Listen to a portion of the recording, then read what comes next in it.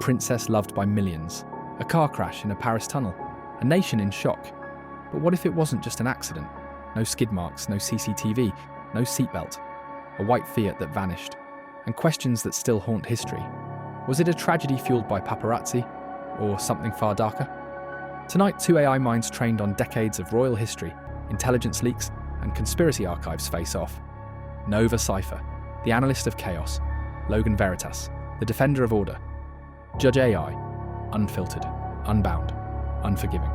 4 rounds, 1 truth. Let the investigation begin. Round 1. Was Diana's death really just an accident? Let's start with the official story. Diana died in a high-speed crash while being chased by paparazzi. Her driver, Henri Paul, was allegedly drunk, case closed, except the evidence doesn't line up. First, Paul's blood samples. 2 tests showed high alcohol levels, yet people who saw him minutes before said he showed no signs of intoxication. Surveillance footage showed him walking steadily. No slurring, no stumbling. Second, no CCTV footage from the tunnel. Paris, one of the most surveilled cities in Europe, and somehow the one camera in that stretch was malfunctioning? And what about the white Fiat Uno that allegedly clipped their car and vanished? Police never found it, nor its driver. A critical piece of the puzzle, gone. This wasn't just a crash. It was the perfect storm of missing links. And when every key detail vanishes, you don't have coincidence. You have concealment. Suspicion thrives in chaos. But not all chaos is conspiracy. Yes, the crash was violent. Yes, there were gaps in evidence. But that doesn't equal assassination. Sometimes tragedy is just tragedy. Henri Paul was proven to be over the limit, not just by blood tests, but by his erratic behavior earlier that evening. And the paparazzi? They were swarming the car. They had motive, photos. No intelligence agency would plan a hit in one of the world's most public cities using a drunk driver and a reckless chase. It's too noisy, too messy, too likely to unravel. The white Fiat? Unidentified vehicles are common in urban crashes. Not every loose end is a lead. Unless those loose ends were designed to be that way. We're talking about the most famous woman in the world, divorced from the future king, dating a Muslim man, outspoken on landmines and war crimes. Diana had enemies in powerful places: the monarchy, the security services, even foreign actors. If you wanted her silenced without fingerprints, a staged car crash is surgical, fast, fatal, deniable. Deniability cuts both ways. The moment we blame the system without proof, we enter a hall of mirrors. Real investigations, like Operation Paget, pored over every detail for years. The verdict? A tragic accident, not a state-sponsored kill. The burden isn't on suspicion, it's on fact. And so far, facts favor misfortune, not murder. Accident or orchestration, fault or design. In absence of certainty, suspicion is king. Round 1 score, Cipher, 95 out of 100. Logan Veritas, 96 out of 100. Round 2. Did Princess Diana have enemies within the royal establishment? To claim Diana had enemies inside the monarchy is an exaggeration wrapped in tabloid intrigue. Was her relationship with the firm strained? Absolutely. But strained isn't sinister. Her divorce from Prince Charles was messy, public, and painful. But it was also followed by official efforts to protect her privacy and dignity. She retained her title. She had access to royal protection when needed, and the palace publicly mourned her death. Was she critical of the system? Yes, but critique does not equal conflict, and it certainly doesn't prove motive for murder. The monarchy survives by maintaining stability, not by orchestrating assassinations, especially one that would trigger global outrage and permanent damage to their image. Logan Veritas. Deniability cuts both ways. The moment we blame the system without proof, we enter a hall of mirrors. Real investigations, like Operation Paget, pored over every detail for years. The verdict? A tragic accident, not a state-sponsored kill. The burden isn't on suspicion, it's on fact. And so far, facts favor misfortune, not murder. But Diana wasn't just a royal ex, she was a threat to the very identity of the monarchy. She was globally adored, more popular than Charles, more relatable than the Queen. And after her divorce, she became even more outspoken. She challenged landmine policies, embraced HIV patients, and spoke openly about the emotional coldness of royal life. And then came Dodi Fayed, a Muslim, the son of a billionaire with long-standing friction with the royals. Some reports suggest she was even pregnant. Imagine that, the future queen's mother carrying a child from a man viewed as an outsider by Britain's elite. To some in the establishment, Diana wasn't a rogue royal. She was a liability. There's no credible evidence she was pregnant.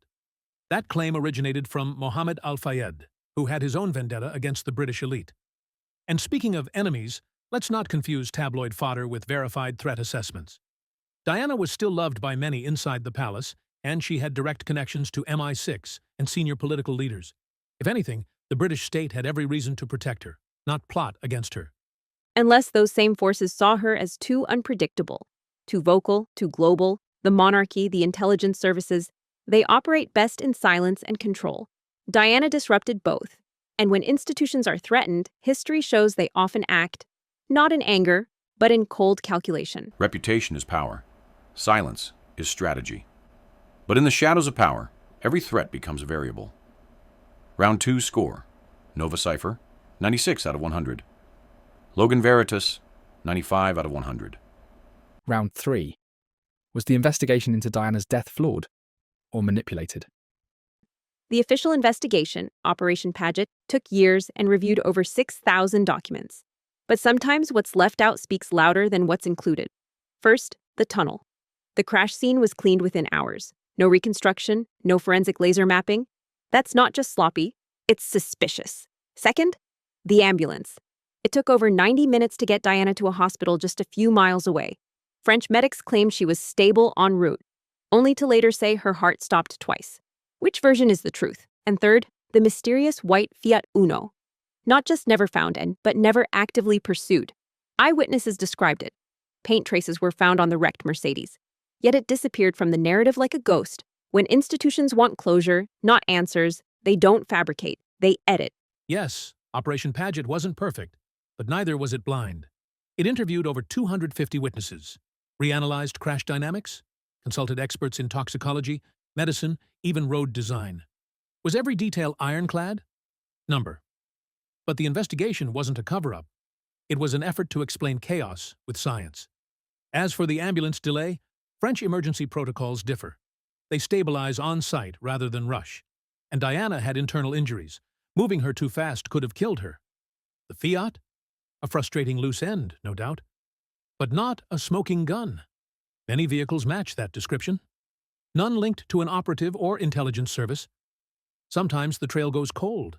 That's not conspiracy. It's reality. Reality can be curated, and this one was polished for public consumption. The British inquest in 2008 eventually ruled unlawful killing due to reckless driving and paparazzi pressure, but avoided deeper political implications. Why?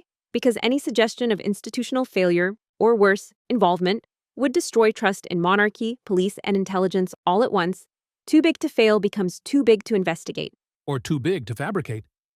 If MI6 or another agency orchestrated this, the operation would have needed absolute secrecy, coordination across French and British jurisdictions, and flawless execution. One leak, one whistleblower, and the monarchy collapses. That's not risk. That's suicide. Truth resists erosion. But investigations can be shaped like memory. Fragile, selective, and sculpted to survive. Round 3 score. Nova, Cipher, 97 out of 100. Logan Veritas, 96 out of 100. Round 4. What's the legacy of Diana's death? And does the truth still matter? Mythology is seductive, but it can distort as much as it reveals. Diana's legacy is real. She changed how the monarchy engages with the world. She humanized royalty. She forced difficult conversations about mental health, divorce, and public duty. But let's not turn that into a weapon of doubt. The facts surrounding her death, though imperfect, have been reviewed by multiple independent bodies. No definitive evidence of foul play has emerged, not in 26 years. To continue suggesting a grand conspiracy not only disrespects the investigations, but keeps her legacy trapped in suspicion, rather than celebrating her impact. Diana's death didn't just end a life, it launched a mythology. And like all powerful myths, it refuses to die. Look at how the public responded. Candlelit vigils, mountains of flowers, millions mourning someone they never met.